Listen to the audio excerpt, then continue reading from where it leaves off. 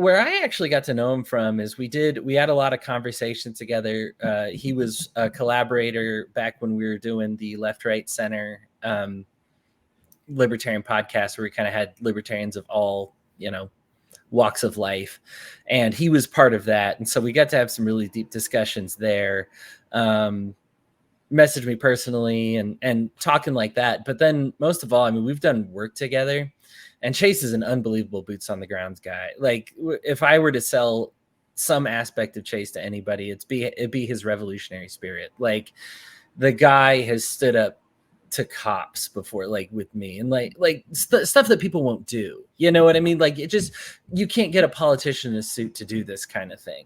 And the guy was unafraid to say, no, we're making a stand for the homeless here. We're making it, and he does this everywhere. I mean, the guy has been tear gassed multiple times. Buy my novel, Escape from the Village, from major booksellers online. Go to escapevillage.com. Subscribe to my Substack. Go to fountainheadforum.substack.com. Thank you. Welcome to the Party Pal. This is Fountainhead Forum 193. And look who is back. It's Hodey Johns, the man who started all of this. 193. He was here for the first one, and now he's finally back again. I can't believe you have 192 no reruns. That's amazing. We've brought back people. I brought back other people sometimes, but cool. If you want to call those reruns, but no reruns. We just keep going. But this is Hodey's first time back on the show since. If you want to blame somebody for this show, then you got to blame him because he was number one, and then. And I'm still number one. No. In all seriousness, though, like, doing this is hard. I've started a couple podcasts and made it out the 30 to 40 range. So 193, congratulations, man. Yeah, it's been fun. I've had lots of you sometimes you get, but eventually you find new topics or find new things that interest you, and you just keep going. Sometimes I binged and so how are you, Hodey? Anyway, Hodey's been involved with the Libertarian Party, and he's also involved with Love First Christians. And what we're mostly going to talk about is our presidential candidate and our vice presidential candidate in the American Libertarian Party. That would be Chase Oliver and Mike Termott. I haven't talked much about Chase, but I'm, and I've voted Libertarian every time since 1992. I'm not about to think about not voting now. So it's not voting for the Libertarian now. There's never been a perfect candidate. There probably never will be, but I'm proudly backing Jason. I'll be, unless he does something really egregious. But I don't expect to see that happen right now. So how are you, Hodey? Yeah. I'm really good. Yeah. I am personal friends with Chase. I should probably disclose that right off the bat. And it's one of the reasons I kind of left politics to focus on culture. That was actually a big discussion back in episode 1 that we had when I was made unwelcome in the party. And so it was, I took off there and did, my work has been unbelievable since then. Like, I'm not a good fit for the party. I'm not against people trying party politics. I'm just not a good fit for it personally. I don't know what, well, maybe it depends on the way the party politics are, because people feel like it's home and then they don't feel like it's home. I mean, how long have you known Chase? Chase and I have been friends. So, I mean, really, I probably like one of those things where I just added him to my friends list, because we had so many in common, probably something like maybe 10 years ago. And then 10 years ago, you said? Probably about 10 years ago. Yeah. Oh, wow, yeah. And then this is right after the, it might be a little older because I think it was kind of, he jumped in right after Obama went full war, so this may be a little older than that. But where I actually got to know him from is we had a lot of conversations together. He was a collaborator back when we were doing the Left, Right, Center Libertarian podcast, where we kind of had libertarians of all, walks of life. And he was part of that. And so we got to have some really deep discussions there. Messaged messaged me personally and talking like that. But then most of all, I mean, we've done work together, and Chase is an unbelievable boots on the ground guy. Like if I were to sell some aspect of Chase to anybody, it'd be his revolutionary spirit. Like the guy has stood up to cops before, like with me, and stuff that people won't do. You know what I mean? Like you can't get a politician in a suit to do this kind of thing. And the guy was unafraid to say, no, we're making a stand for the homeless here. We're making it, and he does this everywhere. I mean, the guy has been tear gassed multiple times. We were lucky on the occasion where he was with me. It didn't get that bad. Thankfully the cops stood down. We were able to take care of the homeless here in North Ogden. But I mean, this is who he is wherever he goes, is making a deep stand and being willing to be harmed, like really putting his own body and autonomy on the line when he's standing up for other people's bodies and autonomy. And I really love that about the guy. He's so genuine. He's very thoughtful, obviously very intelligent, did great in the debates. He's one of the few candidates that has actually been on a national, show doing a debate before against Warnock and absolutely schooling the Republicans and Democrats in that debate. Really awesome. So, I mean, as on top of being smart and astute, it's the fact that he's so grounded and so in the trenches. And I don't think we've really ever had a candidate quite like that. It's usually somebody in a suit that can't quite, walk the talk, or it's somebody who is, doing a lot of the work, and we love them, but they get on a stage and they sound a little goofy, or they're not very polished. And I think this is one of the first times we kind of have a radical candidate who is also very compassionate sounding, and does the work that people should have done, when they stand up against the lockdowns and everything like that. Well, so many people were hand wringing and complaining. Chase was out on the street getting gassed. And I just love that. The fact that he's an intellectual presence as well as a very physical presence, and just a good friend. I mean, good guy, great to talk to, shoot some religious thoughts by him. I encourage anybody usually people who don't know him, I can guarantee don't know him personally. Like if they don't like him, that's the problem, is not knowing him enough. I there's definitely a bond that forms when you're in situations like that with somebody that, if you haven't had that experience, I've not had that experience with Chase. I mean, I've only had him on the show once. And so you were at giving food to the homeless, or what is it? What exactly happened? What that seems to be a problem lots of places, though. If you give food to the homeless, you're going to be suddenly arrested. One of the quickest way to get the government's attention is to take care of people. That's supposed to be their job, and they don't like it, which is one of the ways that, you're in the right place is when the government sends their goons to your front door. Usually when you don't pay taxes, obviously. But in the case with Chase, the issue here, it was in the LP newsletter. I think they canceled that, but back when they were doing a newspaper, there was an article about it. Basically what happened here, the situation is the Weber County Police Department, not them, but the politicians, the local city council in our area issued a don't feed the homeless, don't give them anything order. We had a camp. I sent some videos. I put it on Facebook and everything, showed them where it was. There was an encampment. And this was kind of, the economy had taken a turn for the worse. People were struggling, right? A lot of these people were just like, hey, we're going to live in tents. It's cheaper. I showed it and everything. These people were like, oh, they're a threat. They started a fire. And the funny thing is the fire was very contained. It was on I showed the video. It is from it's nowhere close to buildings. I mean, this is a non-dangerous area, right? And this is not like a brush fire situation. They were getting warm, right? Starting a fire, being here. So they basically said, no giving them any food, no giving them any clothes. Hard issue, hard order, cops out enforcing it. And they went and they destroyed all their tents. As soon as they'd step away, they'd take their stuff and they'd destroy it.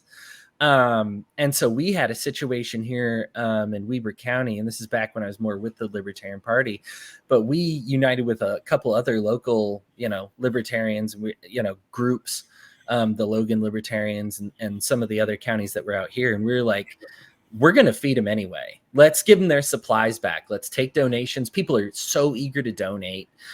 We got a ton of donations, and credit to our community. This was more than just libertarians, that we had donations coming in from all over the state and outside the state. And so more than enough to compensate for what the police officers had destroyed. We showed up, the cops were there. We kind of did the math, and we were like, if we go to jail, then we'll go to jail, but I don't think they're going to do it based on how many of us there are. Thankfully, I had developed some rapport with the police. This is actually a different story that was in another LP newsletter. But, you know, when I have, they know me to be a good person, and it doesn't look good when you elect good people. And I hate to toot my own horn like this, but this was important to my defense, was my reputation. You know, if I have no reputation, it's very easy to arrest somebody. But guys like Chase and other libertarians from across the country just show up, and they're like, yeah, we're willing to do this. So we showed up, we delivered the goods, we delivered the supplies. The city bowed out. They actually ended up rescinding their cease and desist order. The cops didn't arrest us when we did it at the time. Those people got taken care of. Maybe the greatest success story of this whole thing is most of them, that encampment's gone, but voluntarily gone. We have shelters to take care of, space to take care of them now, the ones that still exist. And many, of course, were just a victim of the economy. Things have gotten better, and so they're able to take care of themselves. And so I think that was just a situation where, you know, you see the police and you're like, you know, they're ready to arrest us.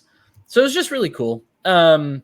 That it was a dangerous situation. It was a little scary. I don't like to make trouble, but it's the right thing to do. And when you have somebody like Chase that's willing to step in, and of course it was tons of other people, like not just Chase, but when you have people like that are willing to step up and step in, it makes you more willing to risk your own life when somebody else is putting their own lives. You know, when they say, I'll risk my freedom, you say, you know what, I'll risk mine too. This is the right thing to do.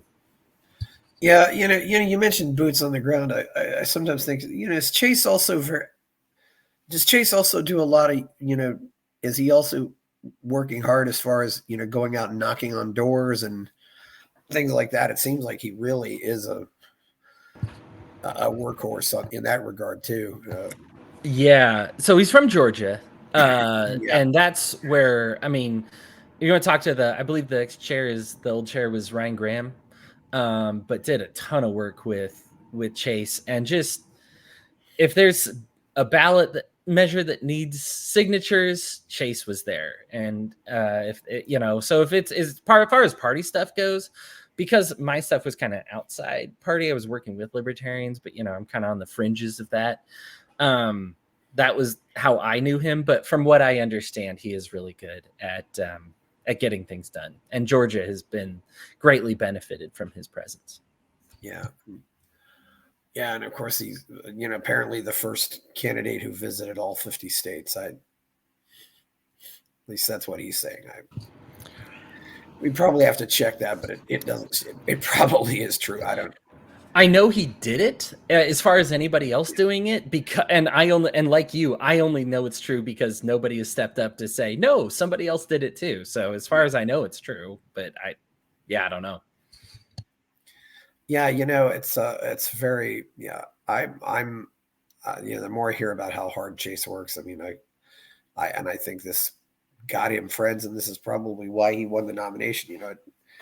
It certainly helped that basically since the end of the Senate race he was running. I mean, so he took a lot of time to visit all these places. I mean, I think that built up a lot of goodwill as well. So, but it's got to be,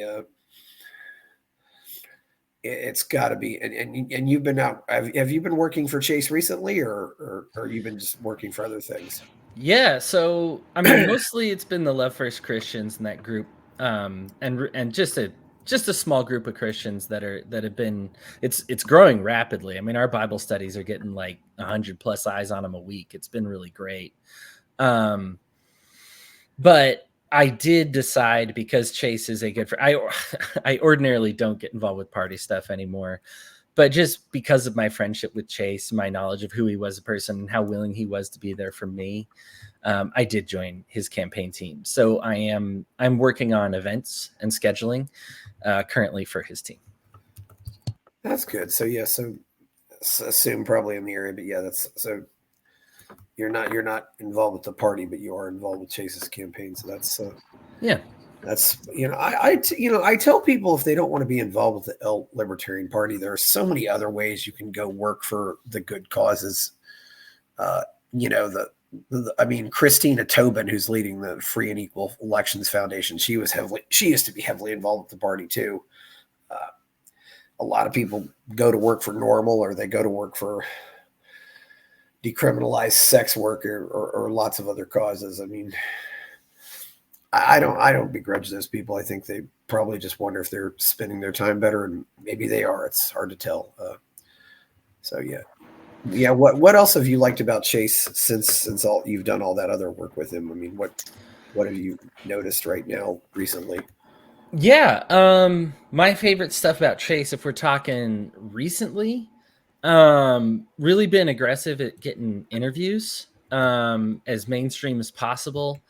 I like, it's nice when you see, an NBC affiliate, a CBS affiliate, an ABC affiliate, something like that, that will give him time, a post that it's funny because, we tend to see ourselves in libertarian circles. And so I'm like, well, this didn't seem to get much traction, but, outside of it, I mean, he did an interview. I mean, there was a TikTok that it was like the top TikTok on the week. It got like 100 million like views or likes or something. It was something like ridiculous numbers. And it was just, it was the one, and you probably have heard of this by this point, where he was like, gun to your head, Donald Trump or Joe Biden, who are you voting for? And he just said the gun would go off. And so the hashtag the gun would go off trend started.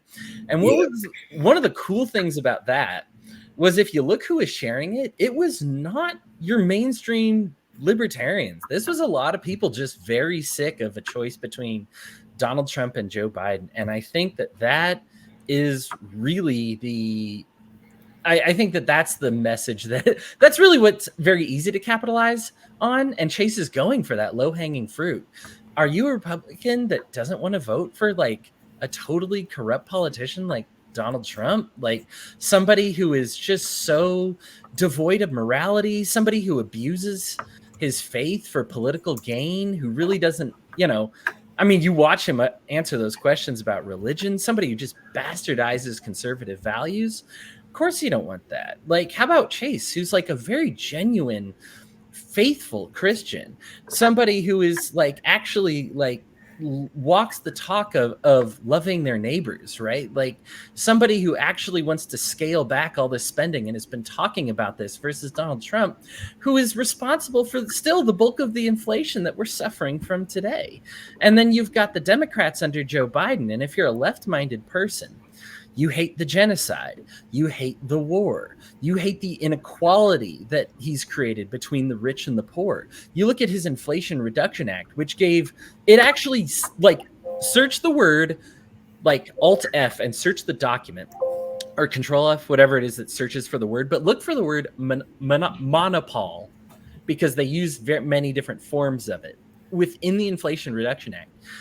It literally gives unlimited future monopoly power to all like ingestible organics, like any future drugs automatically covered by a monopoly.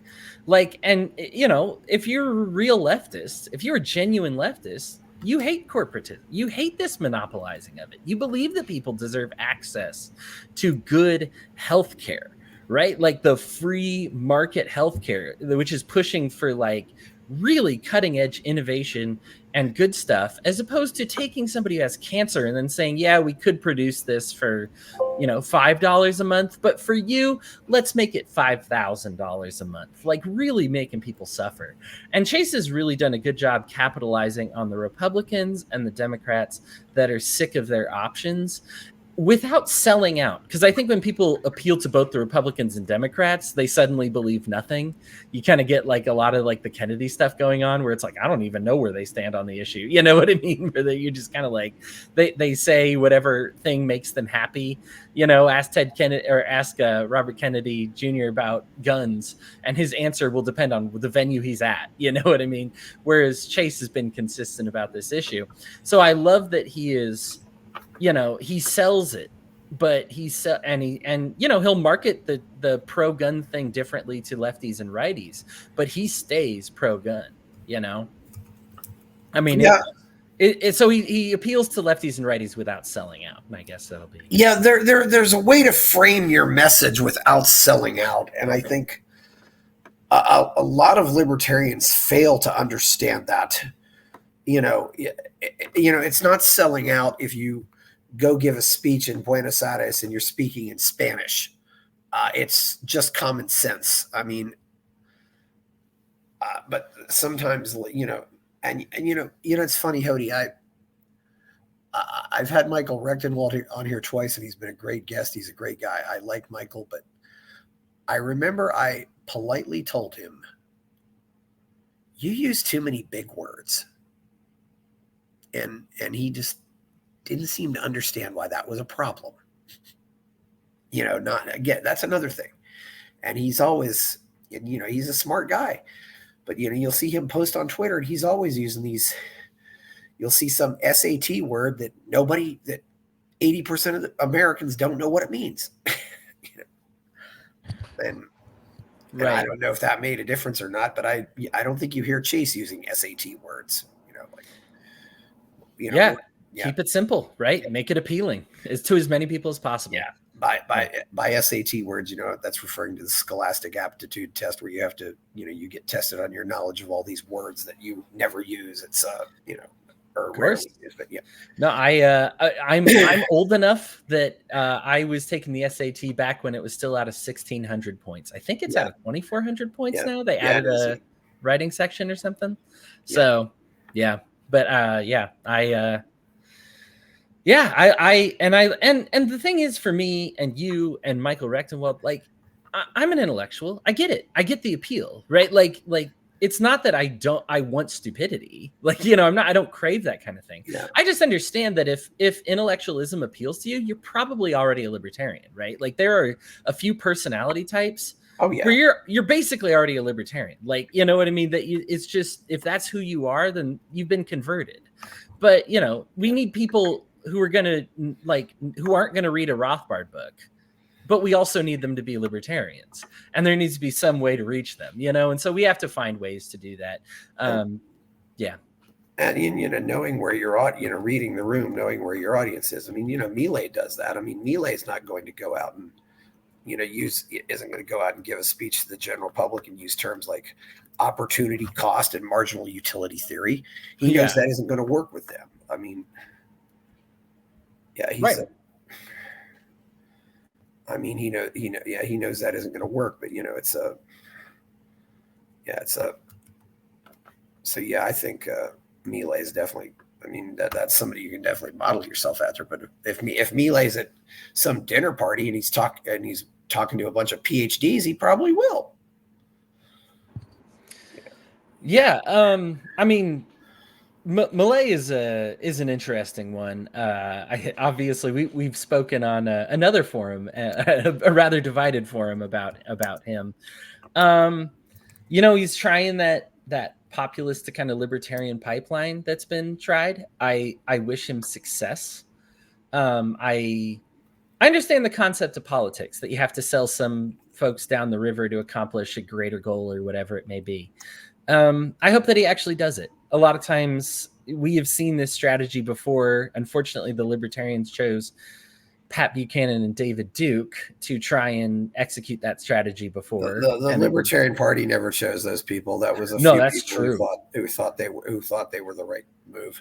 Right. That was the Rockwells, the Rothbards, the paleo-conservative movement. You know, tried to, and that was the thought. We sell some of our values down the river, we get more in return. And really, when you look at it on paper, if it means like, hey, you know, I mean, the stuff that they wanted to sell out was like rap music and modern art. And it's like, sure, we ban modern art, we ban rap music, we unleash the cops on the homeless, something else Malay has done, right? Like you unleash the police, you know, and you do a couple of things like that. And in return, what we were supposed to get was no income tax, right? Like and ending the Fed.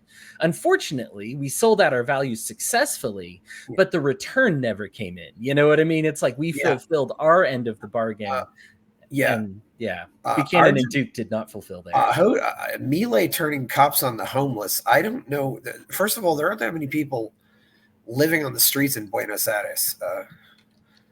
You know, and secondly, that's not a presidential thing anyway. That's almost always a city thing. That's not a federal issue, no matter where you are. I don't know. Milei's never been a mayor. I don't know where you got Milei turning cops on the homeless. It's that was one thing that really I found amazing about Buenos Aires is you could actually be still be a great city. You didn't have to have all these problems that other cities have in America, you know. But anyway, it's very it really does make me wonder where all of this is going. You know, I do, yeah. And you know, I think if you get out there and help do things for people, it also at least people don't see you. Oh, you're this heartless libertarian who just wants people to die and all this stuff. So which I think is a very unjustified charge. You know, it's if you know, being somebody who's followed Ayn Rand, I said to something, well, what Ayn Rand would be in favor of is, you know, like when you're on the airplane, you know, secure your own oxygen mask before you help somebody else put theirs on. And I remember I also said this to, you know, Jacob Weinergrad. You know, Jacob, I think Jesus would agree with that. I mean, I know Jacob, and I probably. Yeah. As far as him here, I actually have a link in a video of him of the authorization. So he did. I mean, it was to evict a tent city in Buenos Aires. Malay. There, I sent it in the private chat, but it's just, you know, it's one of those things that like, and so this was actually discussed. I think Brian Nichols actually discussed this exact situation with Jacob Wennegrad on his show to talk about how like you take a few popular issues. This is why they talked about it in terms of populism, and I think the title of it could have even been like why populism isn't a bad thing or something. Because what you're doing is you're taking a popular thing like hating homeless people or foreigners or something like that, right? Or drug addicts, something like that marginalize people. And you just say, I'll take some action against them, develop some capital with people then because they said, oh, hey, he took action against the homeless. I don't like the homeless. Okay, I'll give him a little capital. And then all of a sudden when you want to do something big, like abolish the Department of Education or, you know, get rid of the income tax, that you've got these people on your side. It's not been executed in history by the right wing. What's funny is that when they discussed it, how it was successful on the show was Brian Nichols talked about how Clinton used populism. Bill Clinton used populism to kind of execute on his strategies, but obviously that wasn't for libertarian ends. That was for, you know, Bill Clinton's ends. Yeah. So yeah, I understand the concept. I haven't seen it used well by libertarians, I guess, as well. Well, well, another guy, you know, he didn't say the word populist. I said, so he's using Peronist methods to achieve libertarian ends? And he said, yeah, but, you know, but Hodey, here's one thing I'm realizing about populism is, you know, populism by definition is just, you know, I would say just, you know, you're trying to be popular. You know, that's really all it is. But and after and I've pondered this whole issue a lot, but you know, when the modern libertarian movement began in the 60s, 70s, there was very much this attitude that we just have to march through the institutions, so to speak. We'll educate the intellectuals, we'll get college professors and all this other stuff. And I think we have to acknowledge that has been a complete and total failure. And in fact, the march through the institutions happened but it was the communists who did it. And they were right. It worked. And I think at the time, I don't think we can really blame them for wanting to try that in the 60s or 70s. I mean, Ayn Rand was a big advocate of doing that.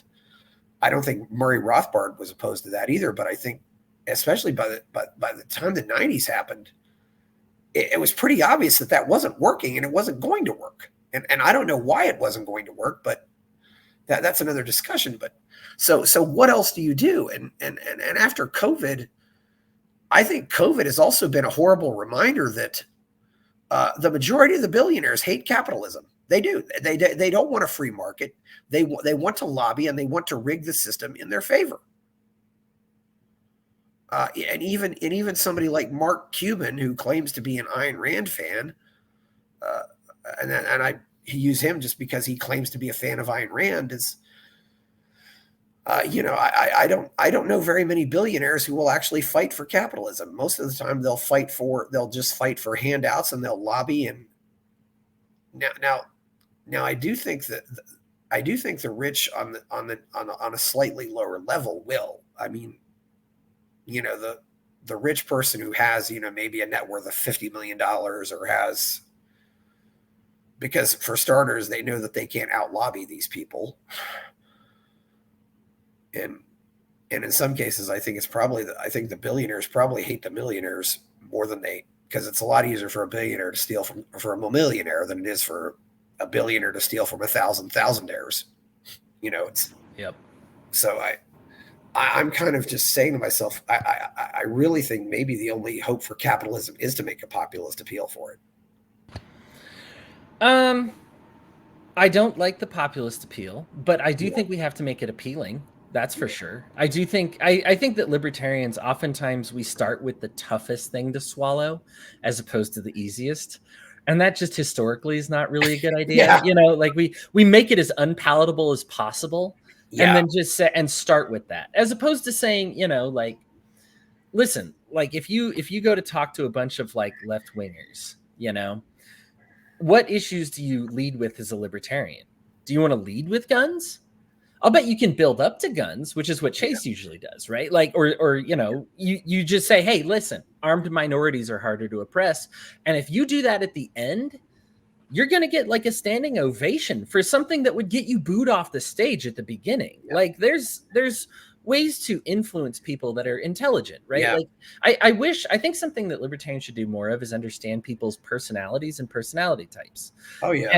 And because what we do is we're constantly catering to the same personality types, right? The cerebral logicism, right? Like just the pure logic is my God. And this is what, and I love reading. I love, my left brain, and what do we lose in the process? We lose the creative types. We lose this. Now, the issue I have with populism, and we can look at, when libertarianism tried populism, right? Like most people were wary of rap music, right? And we tried to get it banned. I'm not in favor of that, but I don't think populism can mean 1,000 different things. Right. It depends on the time. It depends on the ideas you're pushing. It doesn't really advocate for any set of ideas. It's a right. It's a tactic. It's a type of tactic. It's more of it's more of a tactic than an ideology. Right. Finally, there's something else I have been. There's certainly something else Yeah. So populism, actually, quite simply, is when you take, like, just to make it a very brief, like, definition of what it is. It's when you take the people, and the people represent the moral good, and you get some kind of paper tiger or like an elite or like, and you make them to be like the evils, like those who are in charge. So like populism, for example, is like most people are good, but there's a couple evil people, and those are the ones pulling all the strings. Now, it's hard for libertarianism not to get into that, because I actually do think people are very good, and I think a lot of the problems in this world exist because politicians are very bad. Like, I mean, just for example, drone strikes. Nobody listening to this will ever be like, oh, my neighbor just drone strike and accidentally killed like 20 humanitarian workers. That's fine. You know what I mean? Whatever. But they hear that their favorite politician's done it, and they go, yeah, that's politics, right? Like Yeah. we have this special class for them.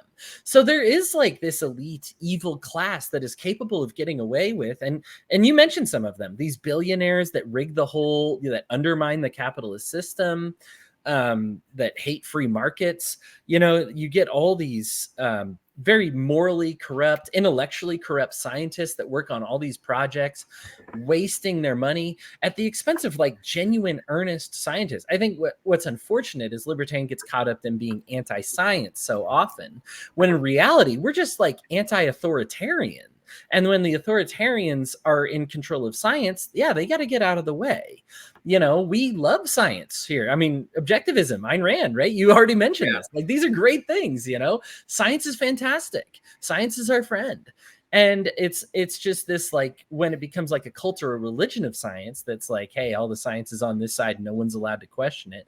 That's when we have the problem. But we need to make sure, like, it's important that we communicate it that way. Like, a lot of our communication comes off, most people support Ukraine not getting invaded.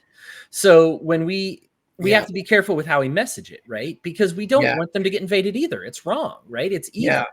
So when we say we want America out of the wars, we need to be like, hey, listen, and here's how we feel that the Ukrainian people are helped best by this, as opposed to what's been happening, which is we're not careful with our messaging, and we come off as incredibly Kremlintarian, right? Like, we actually have people literally working for Russia today at our rallies. I mean, just goofball, stupid optics, right? Like, so the Libertarian Party disgraced themselves in front of the world, unfortunately, by taking a stance that I even agree with them on, that we need to get out of this. But this is why you got to be careful with messaging, and this is why, like, populism, it's a double-edged sword. Like, we want to fill people with genuine intelligence, but we want them to actually dislike, like, the elite ruling class, as opposed to just disliking science or expertise. Yeah. Like, you know what I mean? Yeah, I know what you're getting at. I'm not, I don't think the Libertarian Party needs to take a position on vaccines. I also think it's very foolish to, adopt this all good or all bad attitude toward vaccines. I mean, it's just like, saying all, you wouldn't go out and say all auto mechanics bad or all auto mechanics good. You would, there are some lousy auto mechanics. There are some great auto mechanics, and just having some nuance. Yeah. As far as there is this contingency, unfortunately, also of some people who call themselves libertarians, who do just have this knee-jerk reaction of, well, the American government supports this person abroad, so I hate them. The American government opposes this person, so I like them. And I've seen this happen with, some people who call themselves libertarians, basically, being shills for Maduro in Venezuela. I know a guy who is in the embassy in the Argentine embassy in Caracas right now. He's been there for months, because if they leave that embassy, they're arrested. It's, they're putting their lives on the line too, more so than Chase has. I mean, Oh yeah. We were, out there working for Maria Corina Machado, but it's, so yeah, there's definitely some errors here, and I don't know. You do have to be careful, because at the same time also, you're going to get that is also the oldest tactic in the book. If you're an advocate of neutrality, the people who want war are going to say you favor the other side, even if you are strictly advocating for neutrality. They said that about Charles Lindbergh. I don't think Charles Lindbergh was ever pro-German. I think he was America first. I don't know enough about Charles Lindbergh, but I will say that, it's on us to be as careful as we can. That being said, we don't let go of our morals, right? Like, the lockdowns, not allowed to happen, right? Like, just can't happen in a libertarian society. Got to be against it. And I think that we say, so we're taking a hard line there. That being said, can we take that stance and be sympathetic to those who are immunocompromised? to those who are obese, to those who are in a tough situation, to those, the elderly, right? To those who have tinnitus. I mean, like, this affected some very normal people, right? Like, I'm glad you said what you said about the vaccines, because for some people, it did not make sense to get the vaccine. For some people, it made a lot of sense to get the vaccine. And that should have been an individual case-by-case decision and not a mandate. You know, like, this is the problem. Like, a mandate needs to be off the table right away. You know, we know that is a hard line. We're not going to do that. That's a line we don't cross. But do we message it as a because we care? Or do we message it in a way, unfortunately, many libertarians chose to, which is, I don't care about your stupid grandma. I get to go wherever I want. Oh, well, nobody's going to associate with you then, right? Like, you've taken a winning message and turned it into a losing one. Yeah. You know, by trying to sell. And again, this is what we talk about with the we sell the tough to swallow pill as opposed to the sugar. You know, we've got this great philosophy. We've got one that I think is incredibly loving to your elderly grandma. And somehow we managed to garble up the message. Now, will some people say they hate your grandma no matter what? Sure. And you know what? F them. The best thing we can do, make them look really stupid by being like, no, these guys obviously care about the elderly. They care about kids' education. They care about people making the right decisions medically with their own bodies. They love people.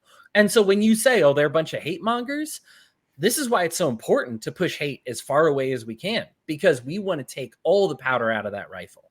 You know, people will always make bullets, but we can take away their powder. You know what I mean? There's plenty of bullets to try and shoot at libertarians, but what the best thing we can do is by cleaning up our own act, we remove their powder. Yeah, you know, and you know, this is I don't want to get onto the whole coronavirus issue. You know, this was this really was a case where you had two different forms of populism. I mean, I there was somebody here in Austin who went on change.org in late February and got this big petition. Oh, we've got to cancel South by Southwest. And, and then later she was bragging, oh, we did it. And I think she later took, I knew who this person was on social media. I think she probably eventually took that stuff down because she was probably getting some hates from it on social media. And I'm not disappointed about that, but it's so, you had forms of populism on both sides here. But that also is something where I wanted to get to, Hodey. Some people who were very much, a lot of people in the Libertarian Party are still very hurt and angry by what happened in 2020. I don't know if that's necessarily brought out our best values, and we're kind of, and there were some very good people that we thought were very good in the liberty movement that seemed to completely sell out our movement, and we're all scratching our heads and asking what happened here. Where exactly was Chase on all this? Where was Chase on all this in February and March in 2020? What was he saying? What was he posting? Yeah, and this is what I tell people to do. Go to his Twitter, search for the word lockdown, search for the word mandate, and then if you really want to get into it, search for the word trucker. Right? You will get a complete view. Not only did Chase have the correct view on this right away, he had it at its at the height of when it was unpopular, right? Like, Chase was right on this issue. He was right on it right away. He was vocal about it right away. And I really props to him for it. You know what I mean? Like, yeah, everybody's going to have the gotcha. Like, I like that everybody showed Chase wearing a mask and he even said, if the business requires me to wear a mask, I wear the mask. If my elderly grandma's going to be around at Thanksgiving, I wear the mask or whatever. But this isn't something I love. I don't wear it if it's just my choice.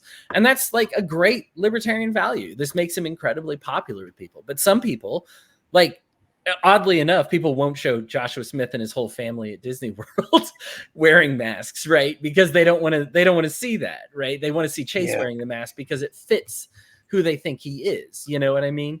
And this is a big issue that I have, is almost all of the top issues people have with Chase, whether you saw Michael Malice's false fact check he screwed up, he just got his facts wrong and he didn't take it down. He just let a fact, Tim Pool did it.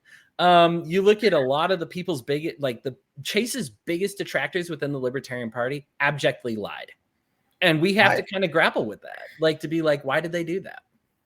as much as I like Malice, I'm kind of disappointed. I was kind of disappointed. I love Malice. I think Yeah. I don't, and that was a different Twitter account. Furthermore, I also think that I don't know, there's also this question of how far back are you going to dig into somebody's past? I mean, people change their minds, and people, do change their positions. I mean, I certainly have changed my positions and my ideas on things as well. So I don't know, if we're necessarily, I mean, I still criticize people in the Libertarian Party for supporting Bob Barr. Yeah, the Bob Barr Wayne Allen Root thing. I'm like, if you can swallow that pill, you're fine with Chase. You're going to be fine. Yeah, I have to admit, Twitter searches don't work that well when you go far back. I am looking, and I'm not finding anything. I'm looking on lockdown. I'm not finding anything of March of 2020. Oh, let's see here. Yeah. So like the Malice tweet, I'm actually talking about a different one. Like, yeah, Malice, I'm doing advanced searches on Chase's tweets. Yeah. Chase for Liberty. Chase for FOR Liberty. Yeah. Chase for Liberty. Yeah, and usually you can only search like 15 days at a time, which is kind of annoying.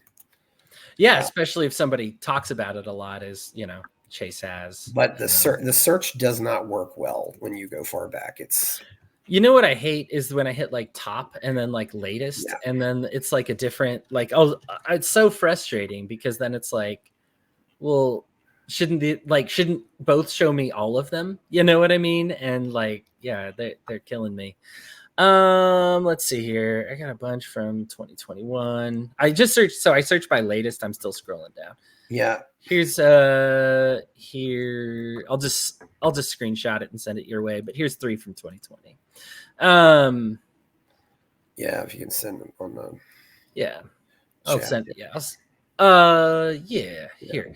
And anyway, the Malice tweet that I'm talking about, like he actually shared just a straight up false one. Now the one you're talking about, he found Chase's old account from back when Chase was a Democrat, 11 years old, right? Yeah. Chase was a Democrat. So was Kerry Wedler. It's like, Kerry Wedler. Well, Kerry Wedler made that fairly famous video where she's burning her Obama shirt.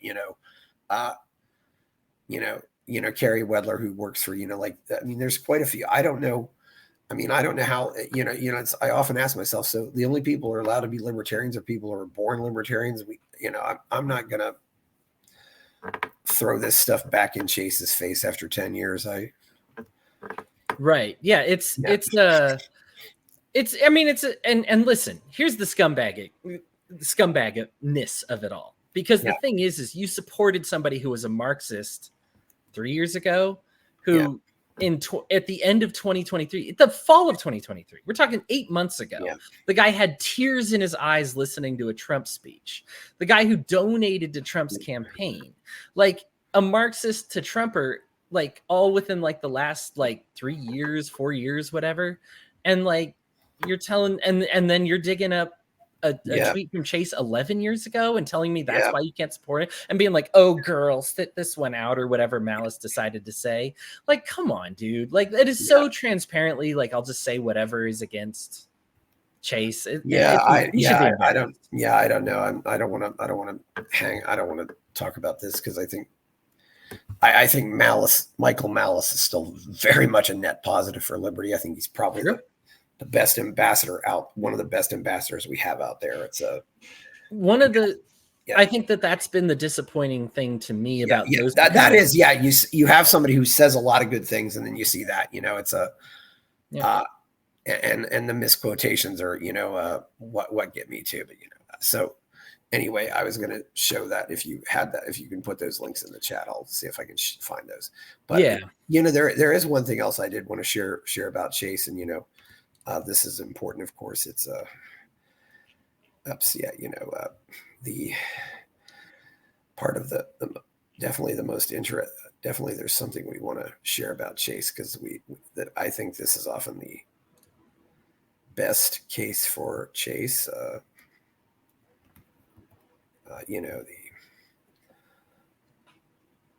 Sometimes the best case for Chase is, what I'll share right here. And, Joe Biden, 81, Donald Trump, 78. Jill Stein, 74. Cornel West, 71. Robert F. Kennedy Jr., 70. Chase Oliver, 38. Boy, we got a bunch of old people running for president. Then we got Chase. A bunch of people that their average life expectancy, they're already over it, right? Like, and no, they're not over. They're not, I only think Biden is actually, but average life expectancy for American is pretty high now. But is it? Yeah. But it definitely, if the Libertarian Party, wants to make its youth push, they couldn't have a better opportunity to do it, because I do believe that, in fact, I feel pretty confident in saying that Chase is our youngest presidential candidate we've ever had. Now he'll be 39 by the time of the election. So yeah, still that's a pretty big age gap there. I mean, so if you put him on stage with these people, he's going to really come off as being young, and I think they'll see that. So, yeah. So, average life expectancy for a male in the United States is 73. Okay, that's true. Yeah, it's still okay. Yeah, still 73. Yeah, okay. Yeah, it actually got up to 78 from looking at it. So actually 73. So maybe you probably have information that's somewhat new, but this is even newer, I think. And COVID obviously didn't help any of this. So COVID had nothing to do with it. Life expectancy has been going down since 2000. Well, I won't say COVID had nothing to do with it, but life expectancy in America peaked in 2014. Hang on. Although search engines now made it hard to find that information. I can remember looking at it. You are correct. We do take a bit of if you look at 2020, we take a 2-year nosedive at 2020. There was a slight hit. Yeah. It's going to get worse because of, I don't want to pretend that COVID had any impact on Everett, because there was also, missed. Also, we also have to count missed cancer screenings and things like that. So sure, the COVID policies killed more people than COVID did. Oh, COVID was really deadly. I think COVID was really deadly, and the reaction was even more so. The reaction was bad. I mean, and I think what's nice is we're getting doctors to come forward and be like, "Hey, we messed up." You know what I mean? Like, yeah, it was a mistake. It's kind of like coming out and saying slavery was evil in 1870. Yeah, doesn't really matter if you say slavery is evil in 1870. It's already been abolished. It's yeah. I mean, but when there are people who advocate for it, sometimes you gotta hold firm. Well, yeah, but if you'd saying slavery in 1850 actually means something. Yeah, right. I mean, this is. I have no problem. I think sometimes people are like, "Oh, come on, take like a bold stance," and it's like, well, the fact that I'm getting pushback against this probably means that it's somewhat of a bold stance, right? Sometimes there's things that just need to be said, things that we have to reiterate. I mean. One of the blind spots that I had for the longest time was Christian nationalism. Like, I did not believe that Christian nationalism was real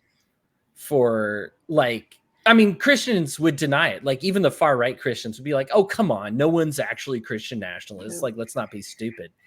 And now you've just got politicians straight up just saying they are.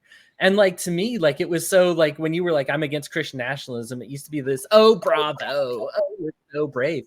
And it turns out we actually needed more people, being willing to get bravoed and brave, because that was actually a thing.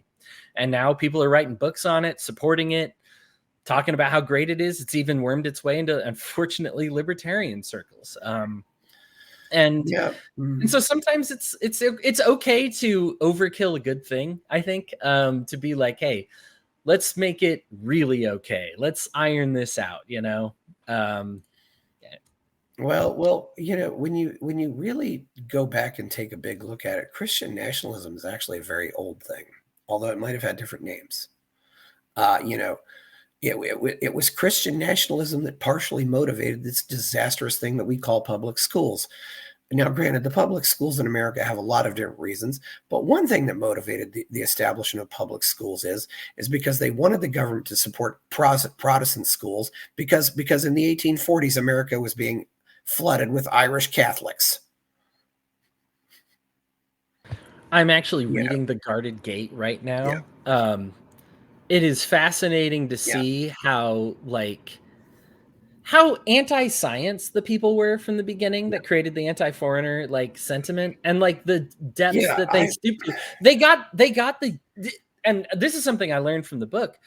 This had no chance of going anywhere until they got the Department of State to fund these research projects that had already, by the way, been done and debunked. But they got the Department of State, the State Department, Yeah. to be like, oh, well, we'll support the eugenics project then. Of course, you get government involved. You get government scientists getting paid off, and you look at the quality of these Yeah. scientists. So garbage. I mean, and so, like you said, Christian nationalism, you hit the nail on the head. Absolutely has been around for a long time. The thing is Christians were denying it Yeah. for a while, and now, unfortunately, they've taken a It's turn to just embracing it. well, it's had its rises and falls in popularity as well. It's becoming more. I mean, I think as I said, the hatred of Irish Catholics, I think, was a part of it. A lot of it was just Protestants hating on Catholics because Catholicism has never been a state religion. It's always seen itself as the world religion. It's there's not an Italian Catholic church or a Polish Catholic church. There's pretty much you're Catholic, and that's I mean granted, you might go you might go to Pittsburgh, for example, and there will be a Catholic church that was mostly Polish and a Catholic church that was mostly Italians, but you're not going to if you walk into the wrong Catholic church, you're not going to be nothing's going to be said. It's whereas with there was a whole lot of prejudice against Catholics. Which I think it started it's certainly broken down. It's certainly not as bad as it used to be. In fact, that's you look at some of the horrible prejudices that used to be levied against thrown against Italians. It's kind of remarkable that you've almost completely erased anti-Italian prejudice from this country. It's really remarkable. I guess maybe pizza and spaghetti has that kind of power. It's. I think it is amazing the work that we've done. I wish, and this is something else when we talk about libertarians, and something that I think we need to push more on, is the successes that we've had. It's we've never had a presidential candidate, but without the libertarians pushing for drug laws when in the thick of when it was unpopular, we never get rid of those. We don't get marijuana to where it is today. People black families are forever destroyed by this. Libertarians should absolutely be proud to have stood down. We stood firm stand firm. There we go. Not stand down. We stood firm on this issue when it was not popular to do so. And because we decided to stand firm, we're getting the right things done. I love the fact that libertarians stood firm on the lockdowns and mandates early. I obviously have issues with how they were discussed and how we came off as not compassionate, but we can be proud of that, because if libertarians weren't from the beginning be no mandates, no lockdowns, do you really think the country has this pushback against them? I don't think that's where it seemed like a lot of libertarians were just whispering or going AWOL on it, Hodey. I mean, I asked Jeffrey Tucker, who did, and my question went for him at 2022 at the New Hampshire Liberty Forum, and I said, "Who disappointed you the most in 2020?" His first answer was Tyler Cohen, and I can't remember exactly what I said. Well, I think I might have said something like, "Well, actually, Tyler Cohen couldn't possibly disappoint me because I think he's worthless," but but then he said David Bose. And it seemed like you had this battle. The big battle was suddenly coming, and at least maybe 1/4 of the army suddenly disappeared, and then after the battle was over, they appeared again, and it's like, where were you guys? What happened? To their and unfortunately, it was people. I can think of some people who were very good early. David Ramsey Steele, not affiliated with the LP, but Heather, not a libertarian at all, but definitely Heather McDonald was very good. She's much more of a conservative, but she was writing all kinds. She wrote an article on March 13th just called "Compared to What." Jeffrey Tucker, we got to give him credit. Certainly some other people at the American Institute for Economic Research. And, that's why Jeffrey Tucker went and founded the Brownstone Institute, because he wanted to, really come out and, because he felt like a lot of the libertarian organizations failed. He wrote that article in the Epoch Times, what happened to my movement. So I think this is something that maybe some of the people on the other side of the libertarian movement have to acknowledge, just at least acknowledge that we kind of failed here. I'm not going to, some people, there were some libertarians fighting, but there weren't enough of them fighting, and they weren't fighting loudly enough, in my opinion. Sure. So let me say, when I say the libertarians, I'm definitely not talking about the Libertarian Party, because I still count myself as a libertarian. Yeah. You know what I mean? Libertarians, yes. And so did the party let us down? 100%. 100%. Nick Sarwark, I could go on about the ways I've been done dirty by him personally. I have stories and real, just a bad guy. Everybody kind of knows that. But really, the issue that I have with the lockdown thing was he did this thing. It's the same thing Jeremy Coppin does with the racist thing, where he'll ask questions. He'll engage with the people who are belligerent and won't engage with anybody who gives him information otherwise. As soon as you come off reasonable and calm, he doesn't want to talk to you. Right. So and so Nick Sarwark did the same thing where he would post and somebody be like, the growth of government during, and I saw Nick Sarwark do this on 3+ posts. And somebody be like, well, the government growth because, during COVID. And Nick Sarwark be like, when did government grow during COVID and the lockdowns? And I would just be like, I answered him earnestly. 3 times I answered him earnestly. I provided 100 links to different ways that government got bigger and took away our rights during COVID, right? This was not hard to find information. Not once did he respond to me. Yeah. Not once did he respond to any of that information. He responded to other people who got belligerent with him, because that's you know what I mean? This is what social authoritarians do, is they love this tactic of being oh, I've got people angry, I'm going to engage with people that are kind of unhinged, as opposed to engaging with rational people. And then I'm going to pretend all my opposition is the irrational people, And so when I gave him a list, well organized, I think, to me, I gave him the benefit of the doubt. When I saw him do it again, I retyped it. I didn't retype it. I copy pasted, right? I was here's the same link, still 100 of them. He didn't deny any of it, didn't respond to me. Did it again. Until after a point, I was like, wait a minute. This guy's not actually asking because he wants the answer. This guy wants to just bash on people and make angry people look angry and stupid. And when you're the chairperson of the Libertarian Party, is engaged in behavior where they say, how did government grow?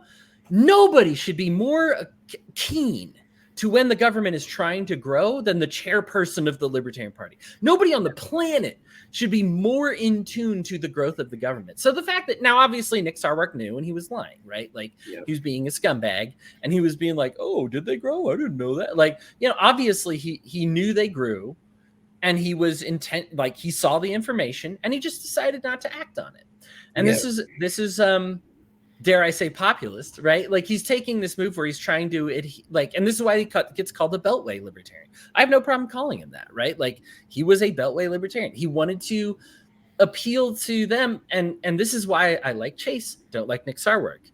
He unfortunately sold out our values to be popular, right? It would be one thing if he said listen, we're opposed to the lockdowns and mandates, but stay safe. Seek voluntary alternatives to meeting in person. There are great voluntary, non-coercive initiatives that he could have been pitching for and been within the libertarian lines and appealed to compassionate, good people. But instead, he took the coward's way out, which is to sell out, which is to say, oh, is government growing? Now listen, and I'm sure you know this because having said this, the Libertarian Party did produce a few tweets that were anti-lockdown, anti-mandate during that time. But it should have been a lot, right? Like it should have been more. And it was, and I think it's because like they recognize it as a contentious position, but instead of diving head, like, because this is what I'm talking about, like the libertarians that dove head first into a contentious position and been like, no, the drug war is wrong. I don't care that the Democrats and Republicans both are like unified in being pro-drug war. We're still against it and always will be. We're pro-gay marriage, always will be, right? Like even when it's unpopular, you know, and instead we didn't dive in at all. We kind of dipped our foot in the water. It was just like, well, lockdowns are bad, but you know, like just, you know, and we wussed out. And so, and I don't want to say we wussed out. The Libertarian Party wussed out. Now, when I say libertarians did a lot, it's because, and let's be honest here, let's put this in perspective. Libertarian individuals are much more popular, like have been and continue to be much more popular than the Libertarian Party account. Yeah. And so libertarians who spoke out against the COVID lockdowns and the COVID regime absolutely made a lot of headway. Like, we're totally instrumental in saying the unpopular things very early and saying, hey, they need to come clean about Wuhan when that got you banned. I mean, what? Yeah. I think everybody should watch the Dave Smith versus Cuomo debate. Yeah. That will be eye-opening. And I think not because Cuomo got, like, because people are like, oh, Cuomo got wrecked. It's less about that. To me, it's more about what Cuomo was willing to concede. That, like, how much he was just like, yeah, lied about that. Yep, wrong about that. Yep. Like it will blow your mind to see like how the, like, even mainstream people who are pushing the narrative are like, yep, got it wrong. Yeah. Yep, messed up. And like, it's cool that the libertarians from the beginning, not the Libertarian Party, but the libertarians from the beginning were like, hey, first of all, no government. But second of all, let's question these people who are like being as not transparent as they possibly can be. Yeah. You know, it's, you know, and, you know, I know, you know, something else too, you know, Nick and Valerie moved to New Hampshire and, you know, the New Hampshire libertarians were apparently going to start like a meetup or like a, you know, an annual get together when this all started. And Nick said, I'm not participating in that. And I think that's really what started to alienate him from the New Hampshire libertarians, you know, was because, you know, well, we can't meet up because there's this so-called pandemic happening. And, I know another person from Arizona who said, you know, I said I used to consider the SARWorks family and I don't anymore just because of that. So yeah, it's all very, it was all very shocking. I mean, you know, if I could, I mean, you know, if a scumbag like Anthony Fauci can't unify libertarians, can anything unify libertarians? I mean, and it is, I think it is a sad truth that it's often easier to unify against than to unify for, you know. You know, it's yeah. So yeah, that was you know, I do think you know that we probably covered this issue enough, but I think it's certainly I don't want to memory hold this because a lot of people are just, there's some people in the liberty movement are trying to pretend that this never happened, and I don't want to. Yeah, well, pretend that it didn't happen because. And I do think it's important that libertarians like myself, I think it's a good gut check to me, because I think it's important to remember the hurt that people are speaking from. And Sarwark aggrieved me personally in way more ways than just this, but like that people are still hurting and reeling from that, and there's a lack of trust there because of that. And I think it's important to kind of understand that those libertarians never felt they got heard, and people don't listen until they feel heard. So like, while I am upset that many of them fell down kind of a alt-rightish Fuentes-ist Tim Pool kind of rabbit hole, you know what I mean? Like, that's upsetting to me. At the same time, they went to a guy who was like, hey, I do believe you about the lockdowns. I do recognize government is growing. And so I don't love, like, it's upsetting to me, and we should be upset that the people who gave those people a microphone were Alex Jones and Tim Pool and Ben Shapiro and stuff, as opposed to the Libertarian Party and Nick Sarwark. Like, these are people who absolutely should have been pushing the narrative, you know, and instead they got in bed with the people who would give them a mic, and those people obviously have a lot of other reprehensible views. But it kind of, I mean, Dave Smith said this in his debate with Cuomo, that this was kind of why they're all lumped together even still, is because at the time there was nothing in common between Alex Jones and Tim Pool and all the libertarians, like, and Ben Shapiro. Like, they're just, there's no similarities. But because they were all kind of unified on this one issue, and they were all taking a joint risk, you risk getting your account deleted, you risk getting banned. I mean, I got warnings on my account for saying what I did. You know, forget even posting misinformation. You could post absolutely 100% true information. You could even still recommend some people in immunocompromised situations get the vaccine, and you would still get a strike for promoting hesitancy. Like, there was nothing good enough for them, you know? And so I understand why there's a love to the people, for people that stood by you and gave you a microphone during that time, and not a love for the people that you know, the Sarwarks and that kind of, it's not the left wing of the party, but the Beltway wing of the party or whatever, that didn't stand by you. Hodey, I sometimes wonder also if maybe, you know, because to his credit, Ron Paul also, I think, posted something on the 15th of March, 2020. And I really wonder, and the Mises Institute was always opposed to it too. And I sometimes wonder if the Beltway libertarians saw this and just said, well, this is our way that we can show the world that we're better than Ron Paul and the Mises Institute. I really wonder if that was part of it too, also. And then unfortunately also then once people like Alex Jones got involved, there was then saying, well, I don't want to be, you know, I'm a libertarian. I don't want us to have the same position as Alex Jones, but sometimes it just happens that way, you know. I mean, you know, and like, you know, if Alex Jones, for example, you know, drives a Toyota, does that mean you're not going to drive a Toyota? I mean, you can take that kind of silliness to an extreme that just is ridiculous. You know, so but I definitely think there was a, you know, definitely. It was and also let's give credit where credit is due. We had the best gubernatorial race we ever had, and that was Donald Rainwater in Indiana in 2020, and that was probably because of speaking out against this stuff. There were people who did that. I mean, and it was but I think it was a tremendous recruiting opportunity that really didn't go as far as it could have went. But yeah, so I one of my biggest disappointments, we can even get off of the COVID thing for a second. By the way, I'm trying to figure out, because Chase had a switch in his Twitter name or whatever. Yeah. So like, there's no, I'm struggling to find the tweets earlier than November, because I think 2020, because that's when the change occurred. So give me a second, but I'm working on it. He changed his name. That's very interesting. Yeah. Yeah, I have I have anti-mandate stuff from like, but it's mandate. Like, so I found the word mandate from 2020, like the tail end before he changed his account. But it's about like economic stuff, and so I'm gonna find a COVID thing for you. So give me a sec. Give me a sec on that. But I think one of the truly difficult things, and I'll even expand this beyond the Libertarian Party, because this gets into my faith a lot, which is what I'm more focused on right now.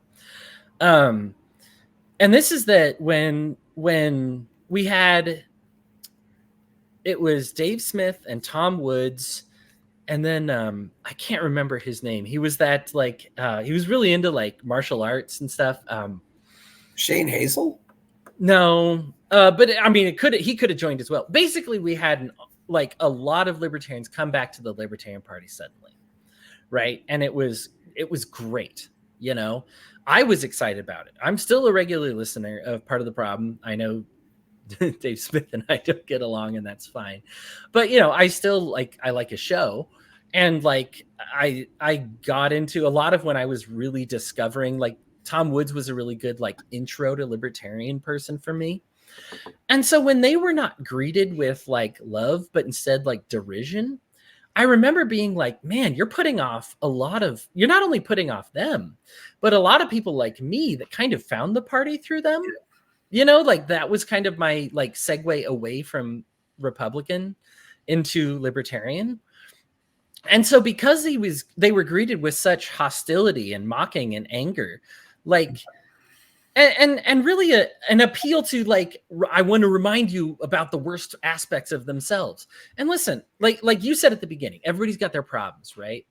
But like, this was an opportunity for like kind of a baptism, right? To be like, hey guys, let's start fresh, clean, work together and work positively, like on really great stuff, you know? Like, yeah, you've got that weird Confederate group history, and yeah, you said like a really stupid thing like while you were having a comedy special, right? But instead of like sharing that video 1,000 times, what you're doing is you're pinning somebody down. This is where it gets into my faith. You're pinning somebody down to their old faith and being like, nope, you're still that person. Yeah. When they're telling you, I'm ready to be something more, right? So when these people were like, yeah, I'm ready to join the Libertarian Party, instead of being like, welcome, let's shed that old person and leave it behind.